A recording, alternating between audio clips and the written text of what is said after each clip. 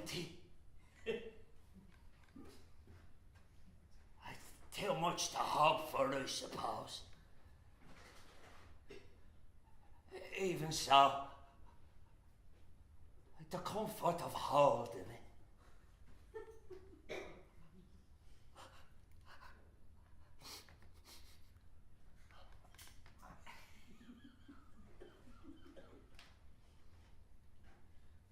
Nothing.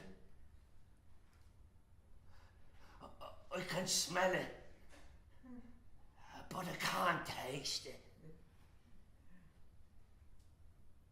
So much for comfort. Fleeting as a snowflake.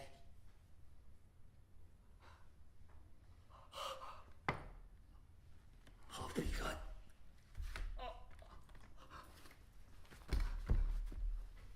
My mouth's as dry as a camel's foot.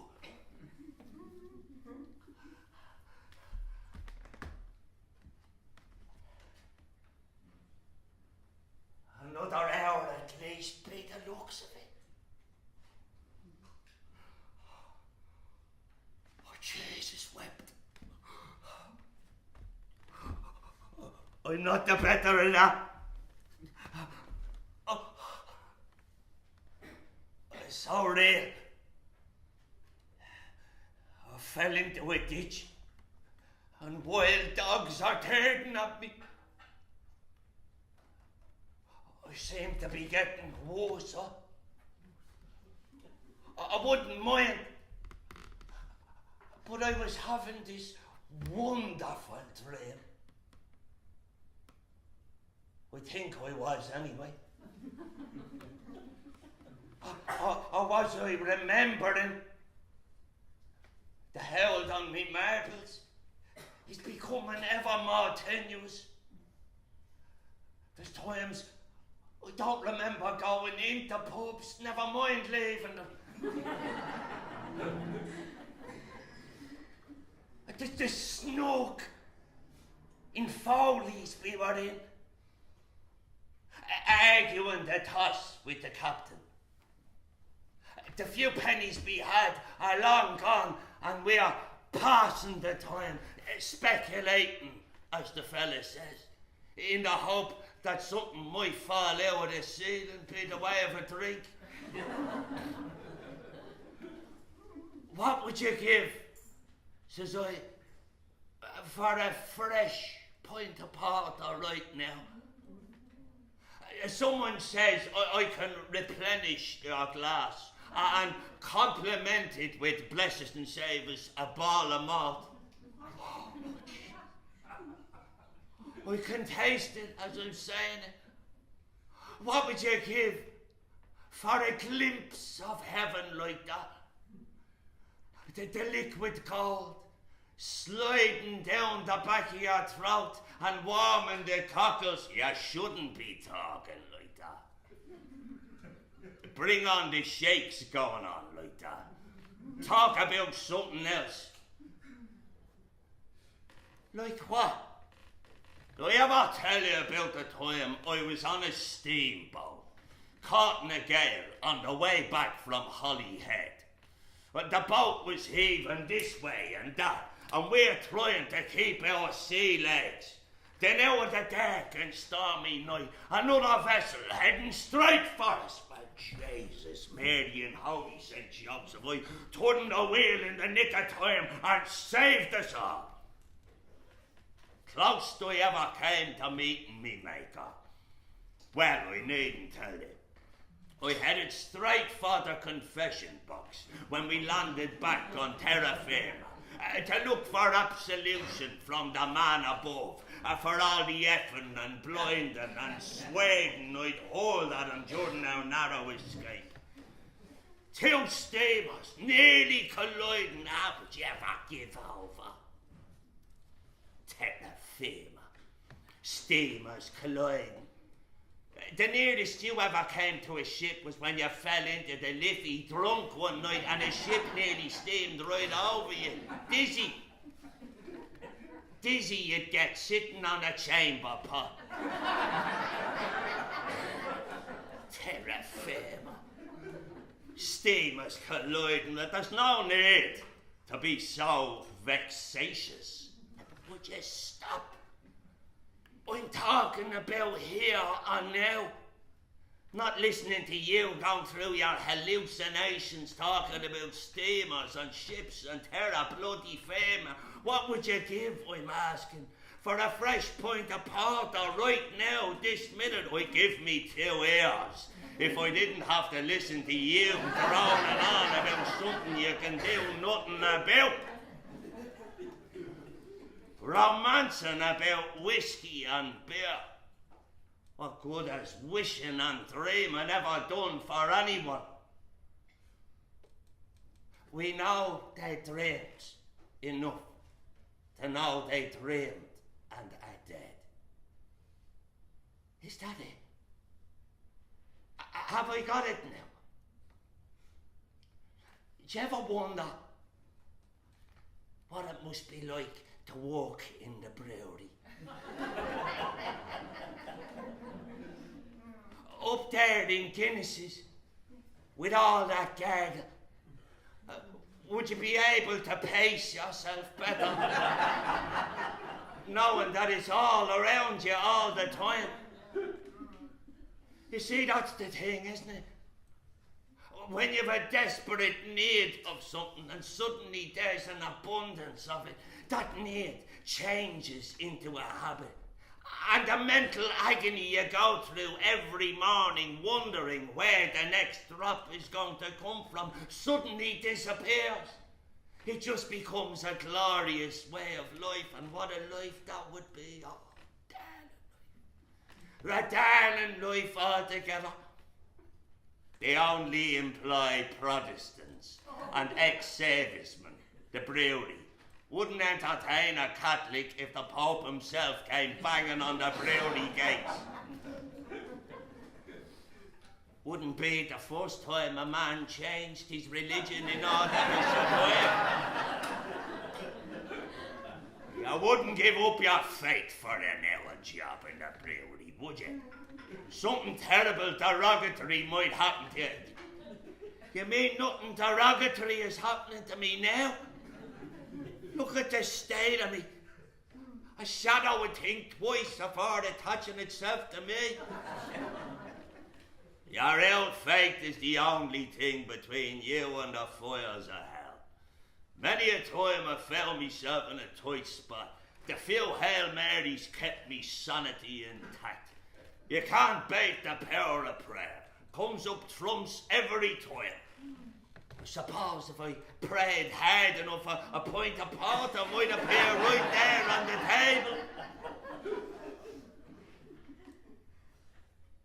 Worse I am, to be listening to Boyle and his sanctimonious pieties. No, I'm going to have to rely on me own wits as usual for we wear it all. Still a bit early yet. Too dark. If there was anything on the ground, you wouldn't see it. There could be a pearl necklace in the gutter and you wouldn't spot it. Walk right past it, you might. A bit of time, then who knows? Get down there before they open. Hopefully bump into someone be the way of a saint or a sinner who might have a toast on him the same as yours. He'd understand the agony you'll be going through. All I'm looking for is the entrance fee.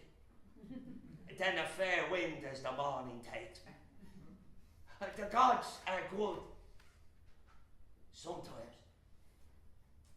Though truth be told, the gods these days seem to be content to be floating in their heavens without granting any special favours to Joxer or Daly. Things have gotten worse since we got our freedom. Freedom. To do what? Die of thirst in a derelict kip like this? Go to God. There was always a few bob around when the British were here. They're always good for a few mates, the Tommies. home and live from this war or that war, Africa or India or some such, making the world England, I heard him saying, putting manners on Johnny Fortnum, making him a loyal subject of the crown, and all in the name of our glorious king. Let's be having another drink there, my good man. And one for me good friend Joxer here. What was it now? A ball of malt, if it's not too much fun. And I join you in your toast to the king, to the greatest gentleman ever stood on two legs. Oh, we few, we happy few, we band of brothers. For he today that sheds his blood with me shall be my brother. Be he ne'er so vile, this day shall gentle his condition. And gentlemen in England now abed shall think themselves accursed they were not here, and hold their manhoods cheap, while Annie speaks that fought with us upon St. Crispin's day. Badly missed.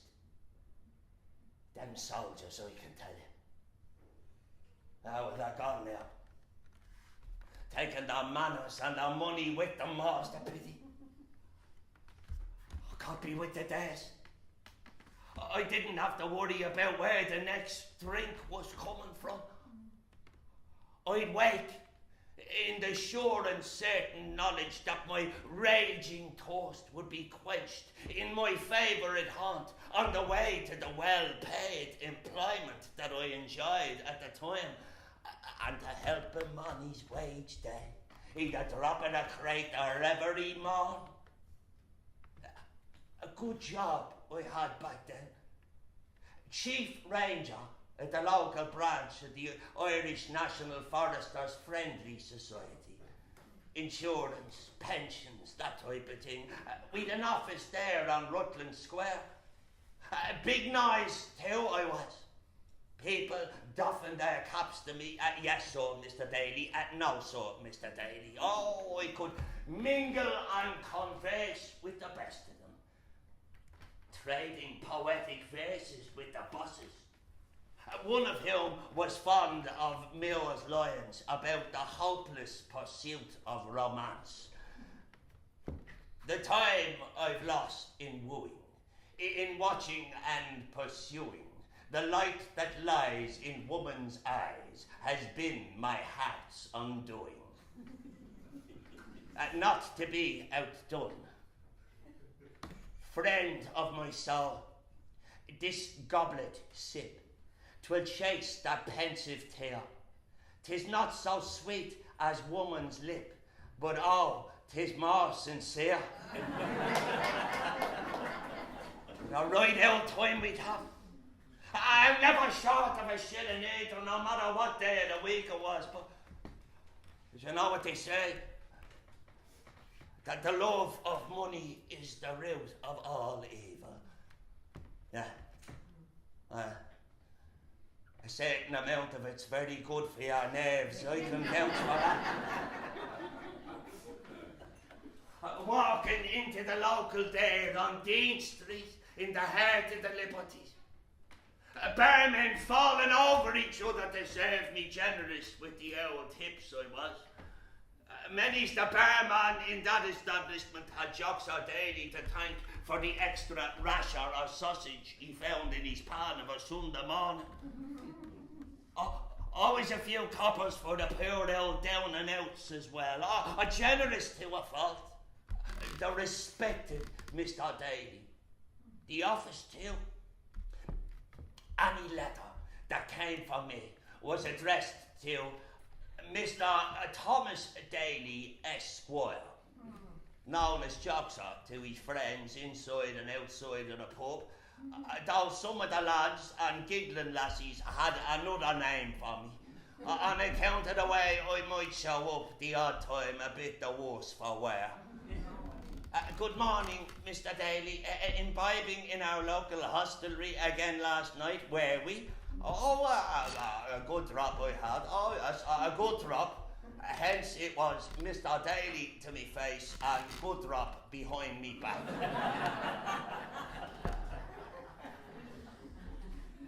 But I didn't mind. I could drink me fill and still write me reports for the big noises upstairs. Gifted like that I was. Good with a pen. And when you have the name of an early riser, sure you can stay in bed all day long. Or in my case, the snug of the capstan bed. Oh, a darling pub.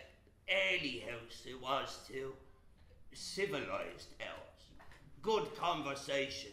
Books and politics. Foreign wars, and only very occasionally, when the blood was up, religion.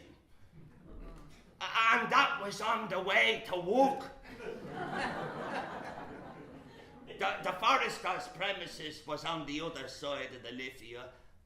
I didn't bother with the pubs on that side of the river. Too many eyes and ears. Now, I'd always have a little something in the inside pocket to keep the fire lit during the day. And so then, of course, it was the capstan bar on the way home. A couple of pints and a few small ones, and I'd be singing like a lark. Have you heard of Phil the fluter from the town of Ballymuck? The times was going hard for him, in fact the man was broke.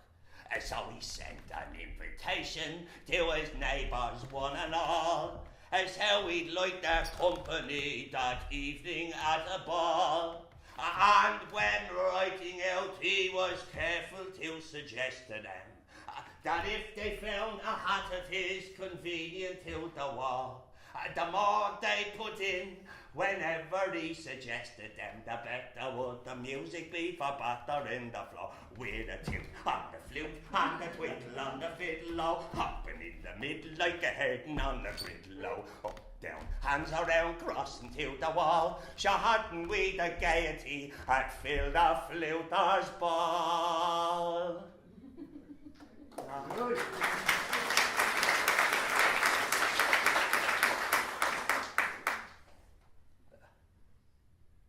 Hadn't we the gaiety? Dames was days. Of course. I put all me misfortune down to your man Larkin. A big chimp with his one big union. And his bread and roses for everyone malarkey. Oh, comfortably off I was till he came along. Wanted for nothing. The great bloody lockout. Though, to be fair, it was hard to avoid at the time. Everyone talking about a living wage. And the working class having access to books and music. Your man Connolly only lived up the road there in Pimlico. Not far from where my own rooms were at the time. I used to see them conspiring in the snug. A fair wage for all, and they were going to bring William Martin Murphy and his empire crashing down around them. Arise, ye slavelands, from your slumber. Arise, ye prisoners of want. Songs, too, that stored the blood and got the old heart pounding. Then raise the scarlet banner high, within its shade we live or die. Though cowards flinch and traitors sneer, we'll keep the red flag flying here. Very persuasive they were too. Of course, my employers, the foresters, were more concerned with the national question than a question of fairness for their lowly employees. Some of whom lived in the tenements that were either collapsing or on the verge of it. Others too could barely afford to keep shoes on their feet, tramping the streets looking for subscribers. I heard them. Every man should know his place in the scheme of things. That's what was wrong with the world. People getting ideas above their station. Oh yes, give them an inch. A hard lesson was what these agitators needed. So anyone refusing to sign the anti-union declaration drawn up with the employers was summarily dismissed. Of course, that didn't apply to me, because I was staff. But I have me principles. And as the captain is fond of saying, a principle's a principle. So I took myself off to the capstan bar for the duration of the strike, which, according to Connolly's acolytes, would be over in a matter of weeks. The support they were getting, well, that suited me. A sort of holiday and a possible pay rise to boot. Two things happened that still give me palpitations when I think of them. But I could do with the drop of the crater now. The first inkling I had that all might not be well was when Martin Murphy and most of the employers formed a union in order to prevent anyone else from joining one. They had the money to haul it out. Lots of it. Bad news, if ever I heard it. The strike was lasting longer than anyone had anticipated and wasn't going to be over any time soon. All of a sudden, I knew I couldn't afford principles any longer. I was running up a slate in the local that would take months to clear, and had fallen behind on the rent for me rooms there in Pimlico. One morning, as sick as a small hospital, I made me way into the capstan bar in my usual hail fellow well-met fashion. In my innocence, when inquiring after the barman's mother's health and all of his relations, I failed to notice a change in his countenance. He addressed me in a manner that no self-respecting regular should have to put up with. He told me that I wasn't to be served any more drink until I had cleared my bill.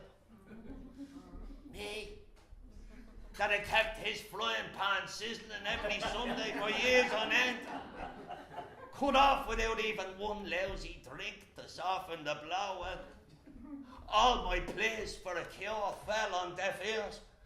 A growing sense of panic began to rise up in me. My future flashed before me eyes. I was being pulled along by a man with a broken down handcart and a few old coal sacks thrown over me on the way to a pauper's grave. Oh, well, that was it for me. A strike over. I was going back to work and sharpish. I'd done me bit, and no one could argue that I hadn't, but Joxer Daly is no martyr. I leave that to them that craves it. Back to work I was going, and Joxer was going to keep his head down, pay his bills, clear his debts, and return to the lifestyle he'd enjoyed before Jim Larkin decided to stick his nose into his affairs. I mean, I was staff. It wasn't even about me, or the likes of me. All I was doing was lending support. Well, I was finished with that. I remember walking home, a plan forming in me mind. I'd rise good and early, wash myself, shine me shoes, and set out for work early enough to avoid any picket that might be mounted at the entrance. I'd freshen me clothes and make sure me hat was on straight, so to speak. There might be some grovelling to be done, but that was all right too. So when push comes to shove, Joxer Daly can grovel with the best of them. Maybe I've been a bit too hasty. Yes, sir. No, you're right, sir. Every man should indeed know his place in the world. I'm sure it stood to reason. We can't all be philosophers or doctors or concert pianists now, can we? I sure what in the name of God was I thinking of? A rush of blood to the head. Never happen again. You have my word, never in a million years. Oh yes, grovel with the best of them. Nil desperandum. As I approached my rooms, nil desperandum was bubbling around in my brain. Never despair. No, sir, never despair. When I opened the front door, we saw a letter resting on the hall table, marked urgent and confidential. It was addressed to Mr. Thomas Daly. Of course, I knew who it was from. I tore open the envelope, and the first thing I saw was 3 crisp pound notes. What was this? Some generous soul from the office sending money to tide me over till the tempest had passed. It was all I could do to stop myself from heading down to the nearest pub to finish reading the letter over a pint and a small one. But I tore my eyes away from the money. And after I saw the first few words, I knew the game was up. I was in trouble. Attention, Mr. Daly. No formalities. No first names. I started to go weak at the knees, but I kept going. Your unauthorized absence from your place of employment has been the source of much comment among your colleagues. Apparently a hitherto well-concealed concern for workers below your station has manifested itself in recent times, culminating in long absences from your desk without the proper authority. Given your newfound enthusiasm for the company of Larkinites and those of a like-minded disposition, we in the Foresters feel that perhaps your talents, such as they are, might be better employed in the service of your new comrades or whomever. Consequently, your position with the Foresters has been officially terminated with immediate effect. Sincerely yours, Carl McManus, Esquire, Company Secretary. P.S. enclosed also £3 accounting for all monies due. Well, a dagger to the heart couldn't have been as much of a blow. The walls and ceiling of the little hallway seemed to close in on me, and I think I might have even passed out. Later, I was physically sick, with the mind-crushing realization that nothing in my life would ever be the same again.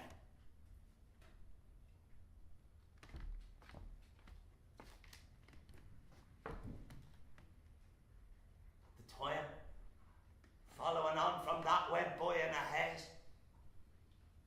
I seemed to be in a constant state of shock. Although on welfare day, the old spirit would come surging back. Strange drinking tanks didn't know what hit them when me and some of my new welfare comrades who were dodging the mothers of their hungry children would come crashing through the doors. And for one afternoon a week, I was restored to my former self. That which we are.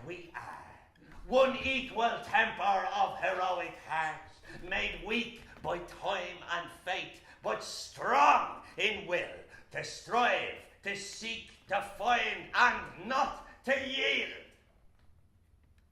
Knowledge and drink go hand in hand. The very best part of being a man.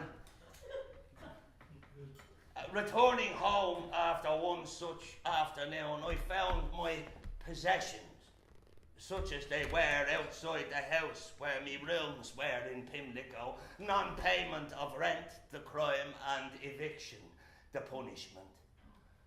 After I pawned my clothes and sold me books, all my newfound friends had all but disappeared.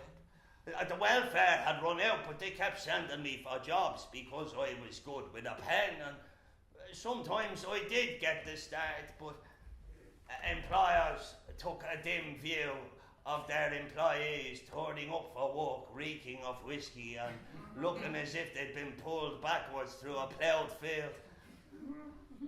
The lockout stuttered to a slow, painful conclusion. The strikers being starved into submission. Those who didn't get their jobs back joined the British Army just so their families could eat again. Even I went down to the recruiting office to offer my services. All I was looking for was maybe a warm bed and a few bob to settle the old nerves. But the recruiting sergeant told me to get back to whatever pig parlour I'd evidently crawled out of. He was almost holding his nose. God spares me to be alive. I look forward to seeing him again on O'Connell Bridge, with a tin cup in his hand and his legs gone from under him.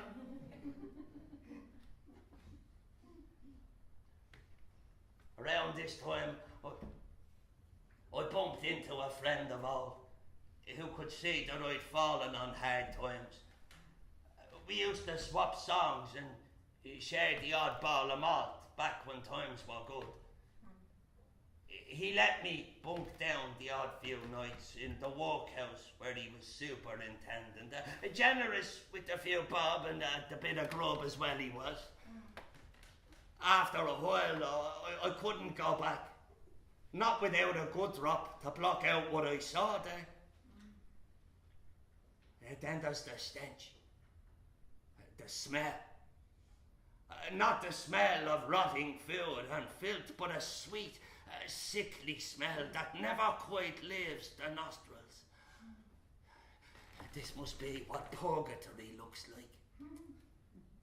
The anteroom to hell. Men, women and children being dragged down into the pit. Driven mad by their circumstances, knowing that all hope of a half-decent life was gone. And it frightened the life out of me just to be in among them. Sometimes you'd wake to the sound of a handcart turning in the yard as it took some poor unfortunate away. Jump in the liffey I would. Me pockets full of stones before I die in a place like that.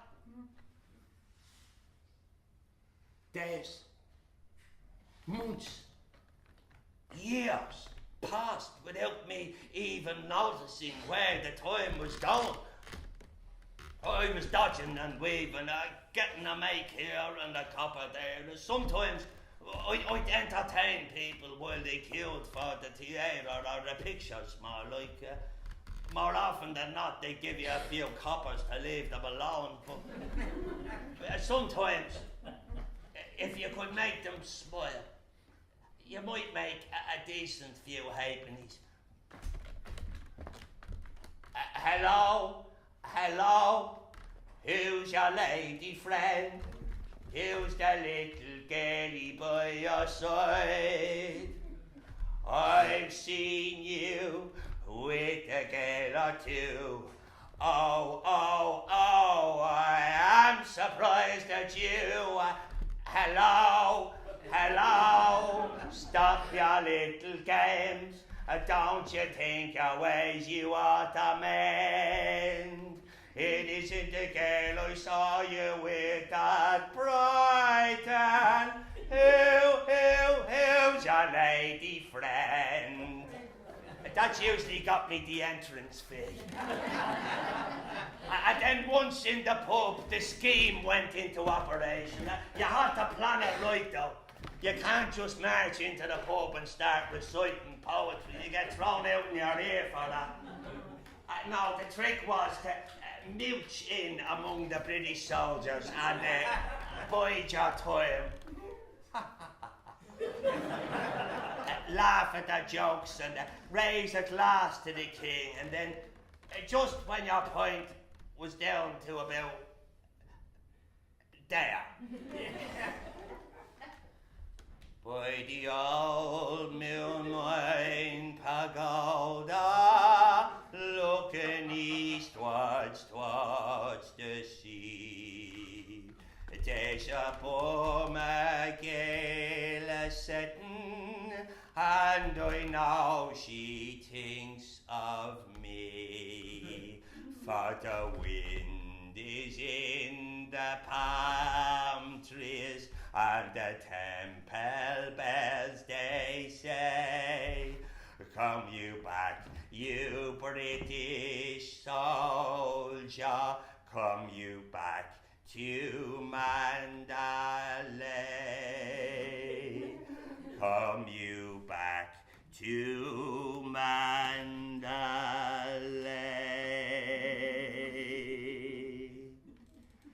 come you back to Mandalay, where the old flotilla lay. Can't you hear the paddles chunking from Rangoon to Mandalay? Come you back to Mandalay, hey, where the flying fishes play, hey, and the dawn comes up like thunder out of China, cross the bay.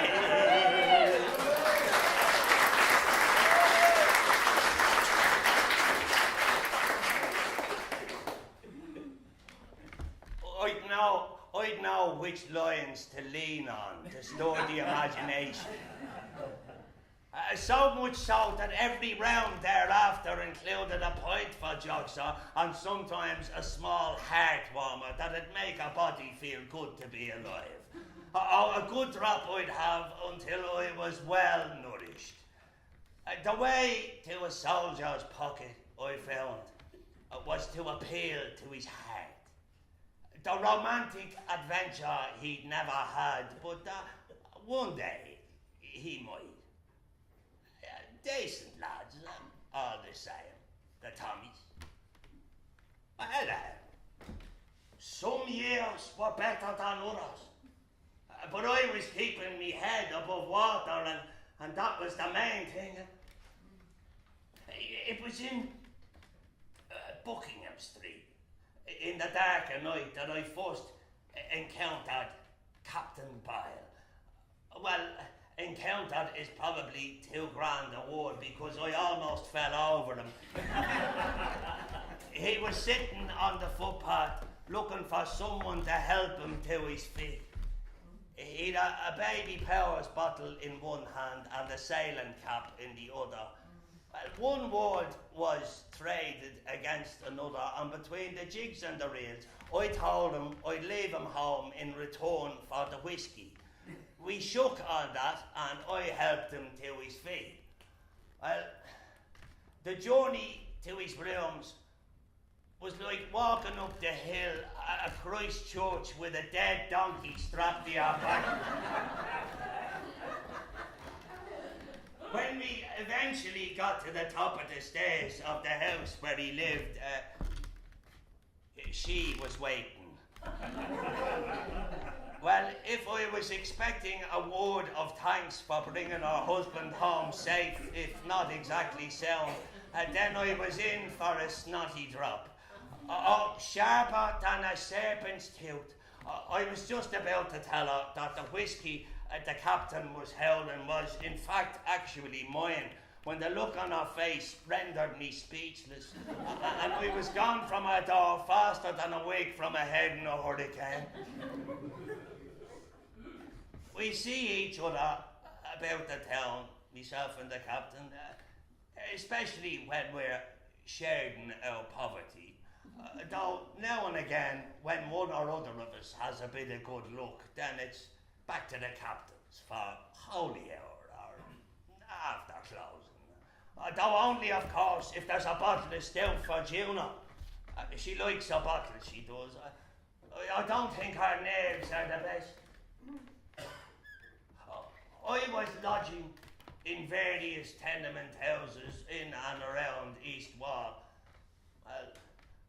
lodging is kind of stretching it. A shilling a week for a fourth of a bed a night. That's four of us sharing the one bed. Oh, God help me. When the scrumpy catches me, I have to give one of the chiselers I make to light me way down to the John.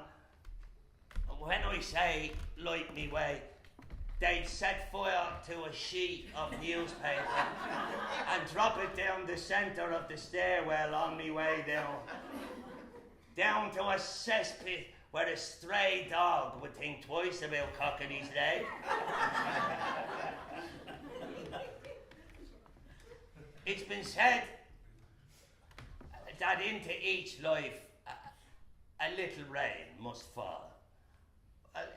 It was around Easter when, for those like me and others who lived in a constant state of drizzle, the clouds parted, and for a brief period in our lives the sun shone. I was sitting in a room at the top of a tenement when a child came running up the stairs roaring, "The Germans have invaded! The Germans have invaded! There's murder going on up in town! The shops is getting robbed! The shops is getting robbed!" Well, I hadn't been as shocked about anything since I was given the sack by the foresters, and here I was, sitting on me bony arse, supping dishwater when there was hay to be made above in Sackville Street. I jumped out of the chair as quick as you like, stumbling down the stairs as much as me legs could carry me, and out into the street. What I saw was like a scene from the Holy Bible. An army of people heading back from the city centre, carrying goods of every description. Raggedy women, young and old, wearing fur coats and pushing pockety prams with drapes and curtains and shop window mannequins with the dresses still on them.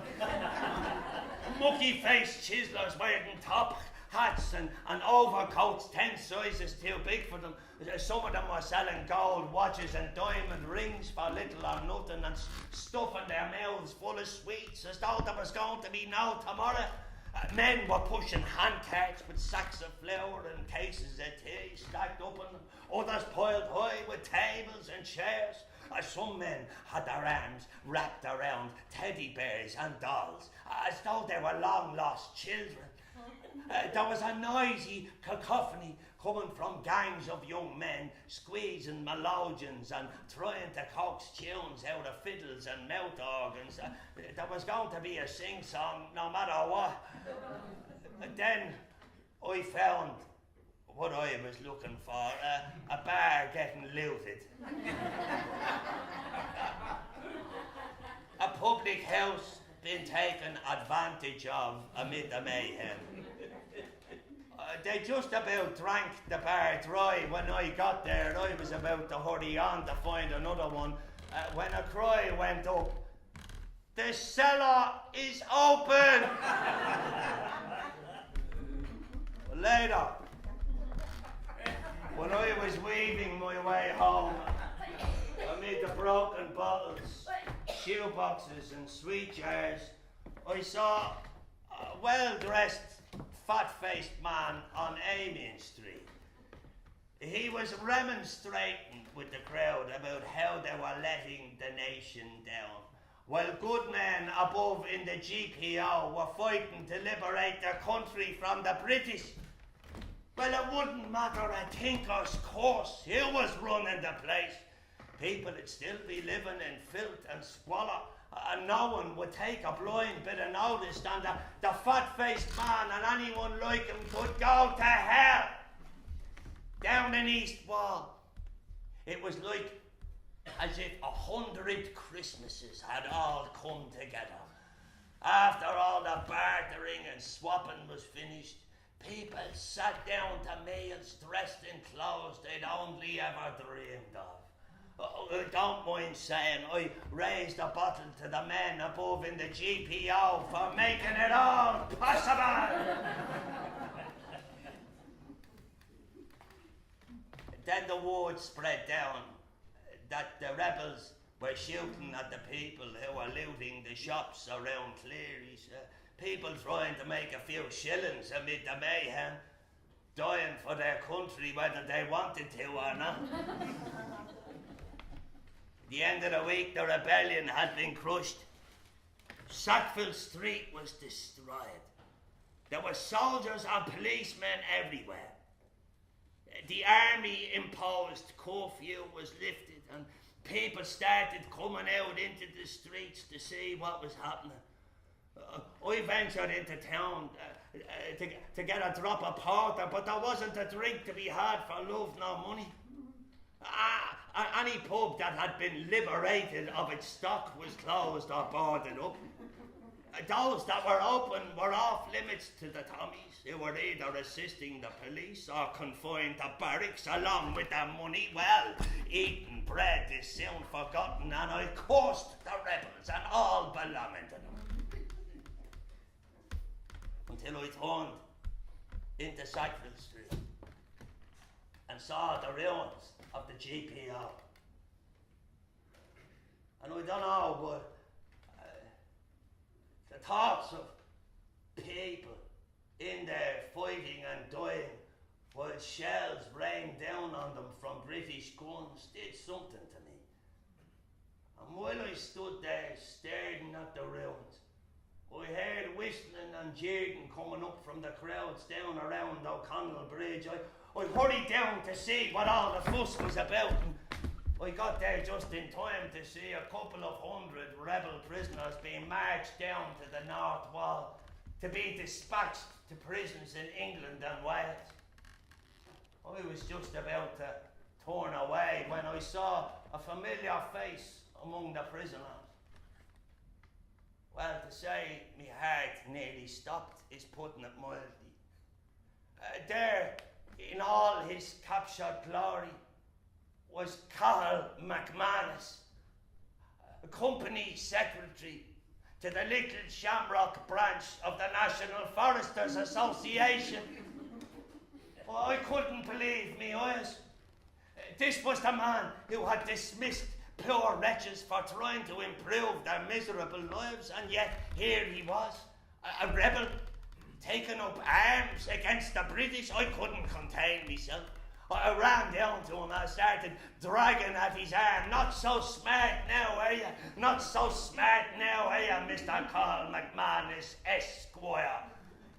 Well, he drew back to get a better look at me, and when he saw the state of me, he snapped his arm away. Well, any sympathy I had for the rebels evaporated in that moment. I don't suppose you'll be exchanging any Moore's melodies where you're going, you loser. Well, the penny seemed to drop this time, because he turned sharply to look at me before being hooshed away again by the Tommies. I stood there staring after for I don't know how long.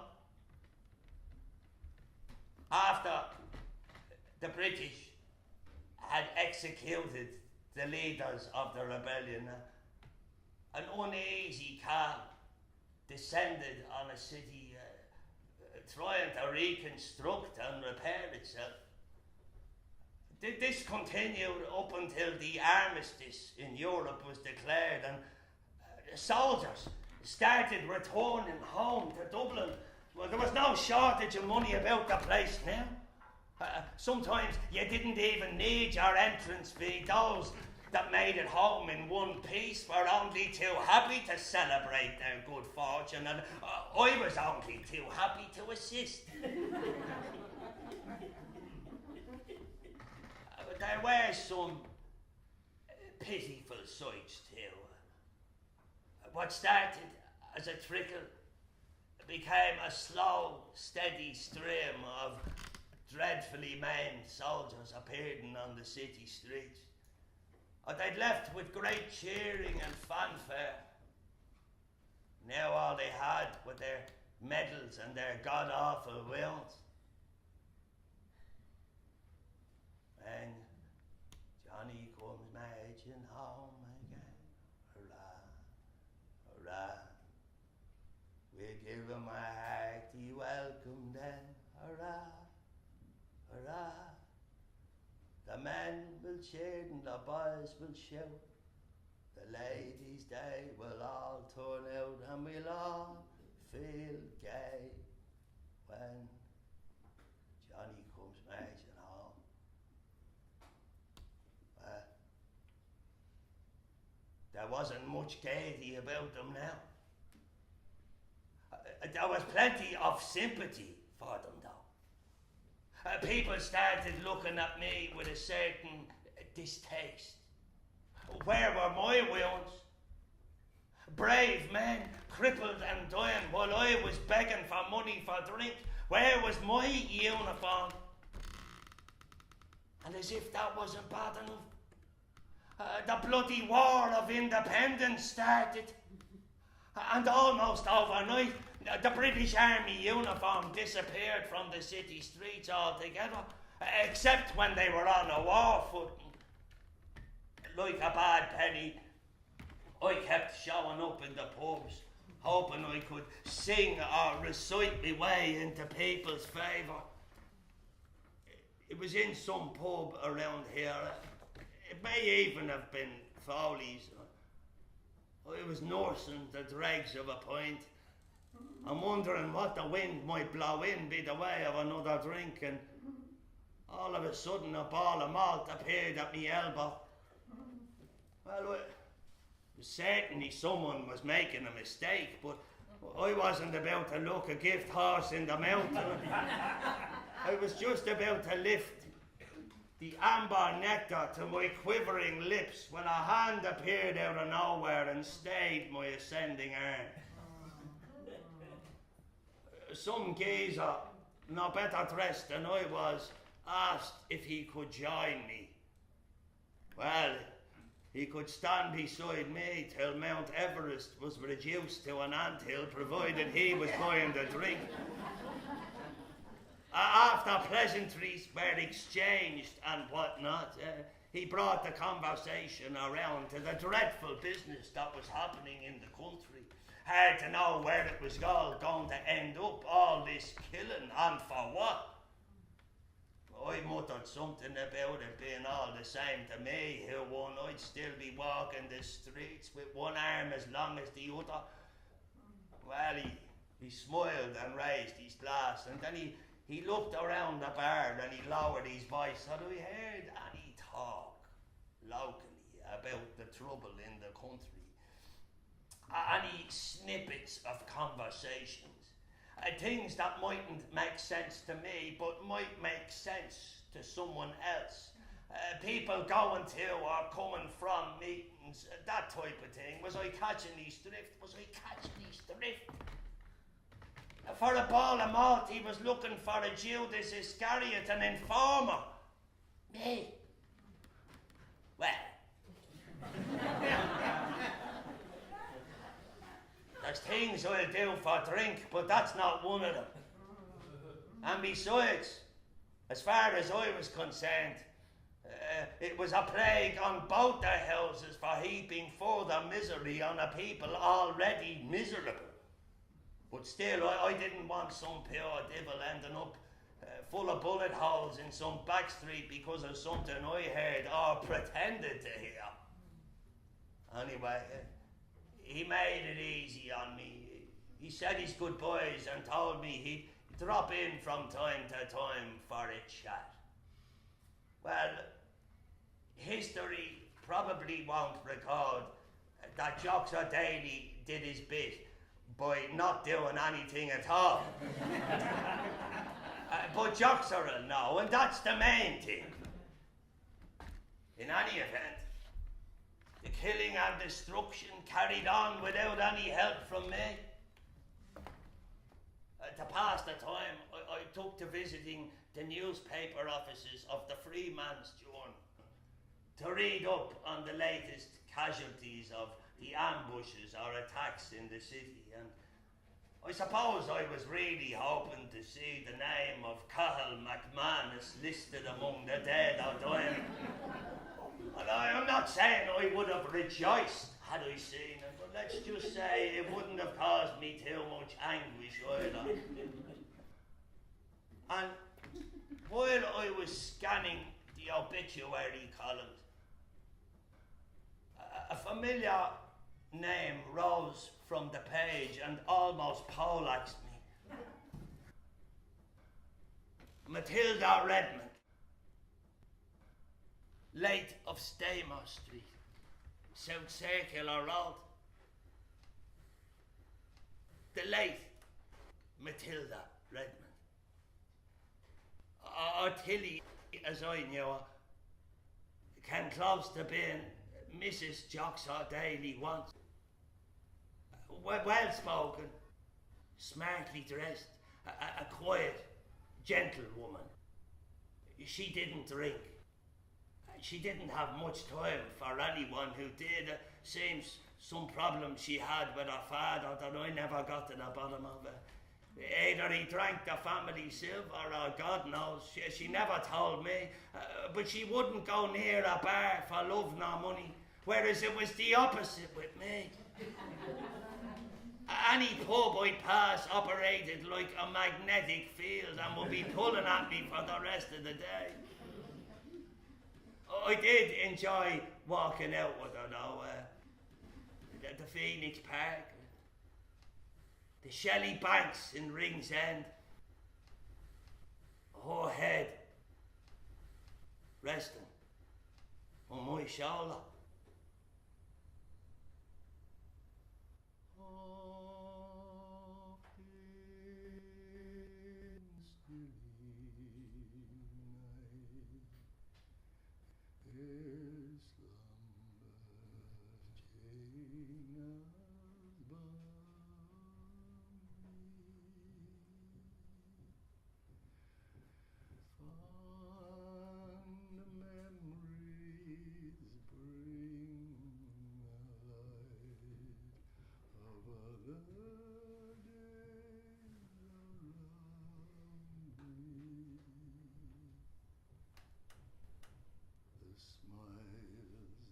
Tears of boyhood years, the words of love then spoken,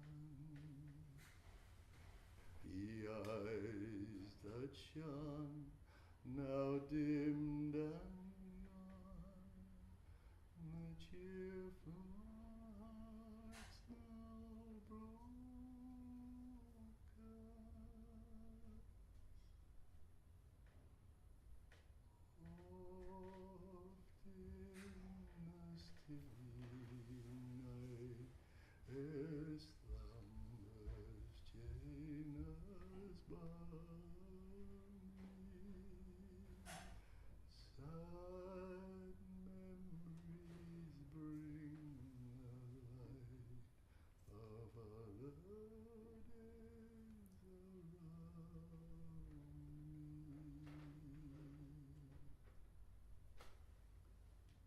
Her conditions for marriage was that I stay out of the pub and stop drinking altogether. It was an undertaking I knew I could never give. Good company, good wine, good welcome can make good people. She was less than impressed with that argument. She often wondered if those not yet born into this world knew how lucky they were. As far as I was concerned, such questions were only to be indulged in when your elbow was nudging a ball of malt, and so we parted. I'm certain I done both of us a favour. I think she knew it too, but even still, then and there, she was gone. Of all the sad words of tongue and pen, the saddest it is, it might have been. Later, I went foraging around the city for any make I could find. It wasn't a day to be without a drink.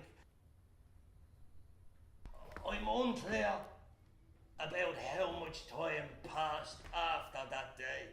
before I could see things other than the things that might have been. And with a war raging, and bullets flying around everywhere, none of them seemed to have my name on them. And then hostilities ceased, and the population that hadn't been consulted in the first place was given its say when all the palaver was over, which was a waste of time because the losers wouldn't accept that the people knew what was best for them. They, of course, knew with absolute certainty what was best for the people, and a bloody civil war ensued. That was even uglier than the War of Independence because former comrades were devising new and barbaric ways of slaughtering each other. Life in the tenements was steadily getting worse. Well, the Civil War, like all the other wars, started to peter out. Though now and again in the dark of night, hostilities would again break out. The captain's young lad was one of those found shot to death in a laneway of a morning. Tragedy piled upon misery almost on a daily basis. And with the Tommies gone, another uniform started showing up in the pubs. And even I could see that nowadays the road to Mandalay was more likely to yield you a puck in the gob than a penny for a pint. And besides, most of these fellas had never been further than Bray, never mind Burma. So we've had to learn some new poetry or verse. Too long a sacrifice can make a stone of the heart. For all that is done and said, we know they dream enough to know they dreamed and are dead. And what if excess of love bewildered them till they died? I write it out in a verse. MacDonagh and MacBride and Connolly and Pierce. Now and in time to be, wherever green is worn, are changed utterly. A terrible beauty is born.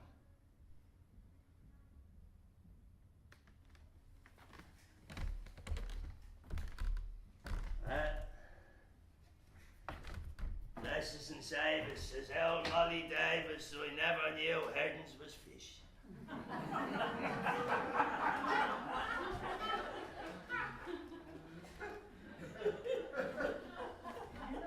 There's a fella comes into Foley's now and again, a long strip of a thing.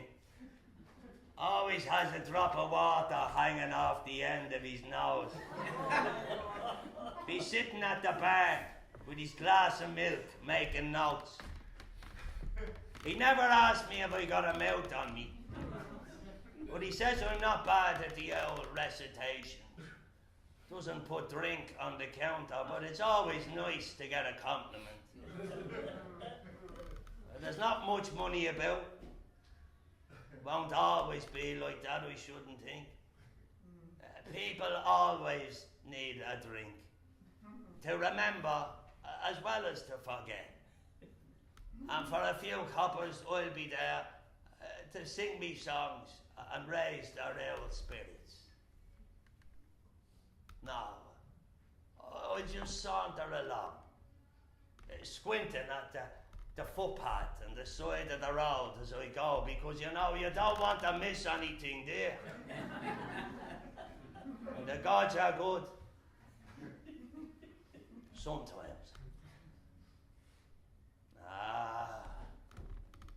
the lure of the hops and the barley, and the baritone hum coming from the bar like a Gregorian chant.